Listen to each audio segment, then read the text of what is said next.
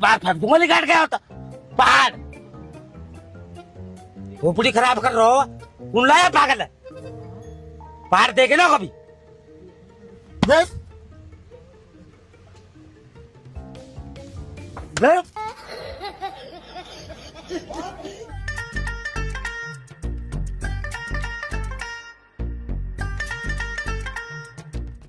PTI गुरुजी। हाँ बता गुरुजी आगे बैठ जाऊं मैं। बैठ तो नॉलेज आगे बैठने वो मुँह छड़िया बैठा रखा हमने वहाँ सारी नॉलेज है कई बार चलोगा घर तो मजबूत है तू गया आज तक गुरुजी मुझे पता हो रास्ता बते को जाना हो सीधे जाना हो। उतार कर मैं नहर में फेंक जाऊंगा भाई सीधे जाना हो तू नहीं बैठो रे।